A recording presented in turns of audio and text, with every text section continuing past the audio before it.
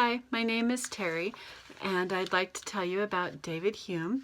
He was born David H-O-M-E, still pronounced Hume, but people could not pronounce Hume with an O, so he changed it to H-U-M-E. And also, people could pronounce his name correctly.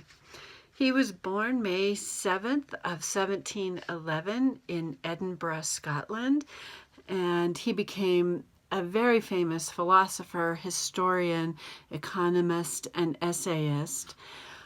He's best known for his work in empiricism, which is his belief that knowledge comes from sensory experience, just like Mr. John Locke.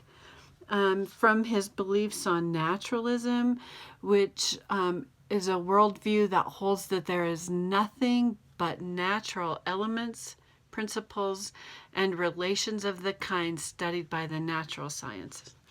And of skepticism. And his skepticism is he questions the possibility of certainty in knowledge.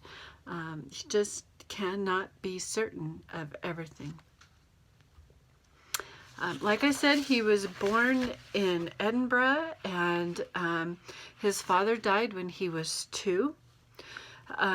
But he had an older brother, and his older brother went to the university, and so then David Hume went to the university with him, and he was only 10 or 11 when he went.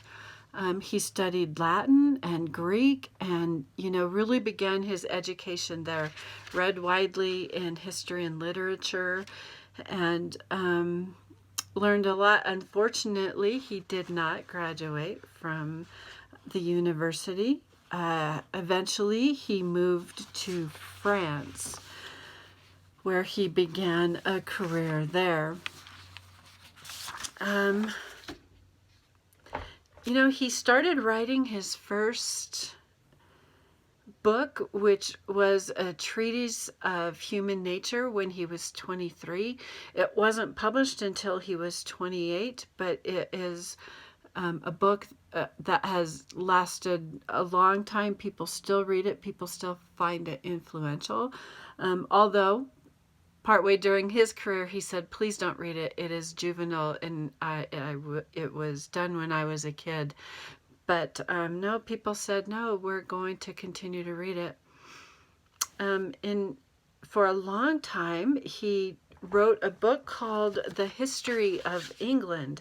And this book took him over 15 years, and he used over 1 million words.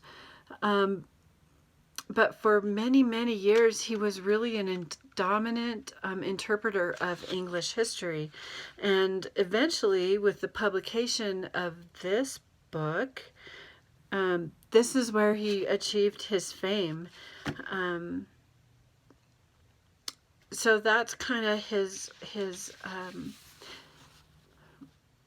career. He also became a tutor for a young person who they eventually found out was insane, and so he wasn't able to work with that person. He lived a long time. He had good friends. He had friends that attempted to help him when he was being charged with heresy. It says in 1750s, his friends had to avert a trial against him on the charge of heresy. So, and it also says, and this was through the Stanford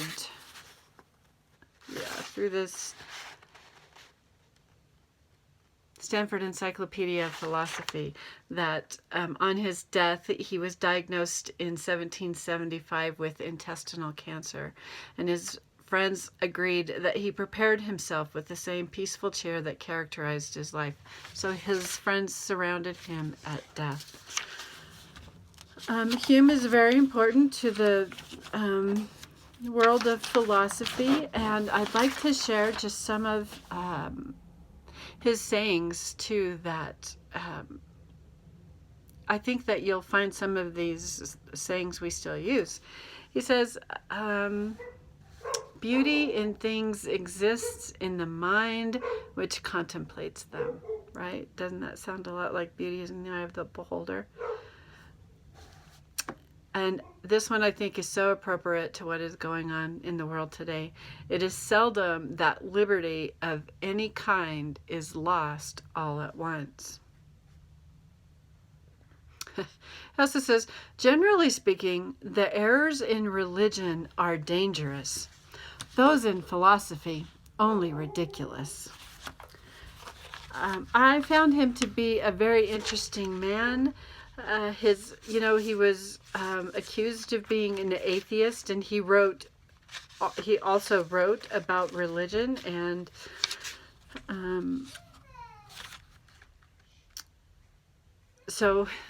anyway, that's David Hume. My video's getting long. Looking forward to hearing your posts. Bye.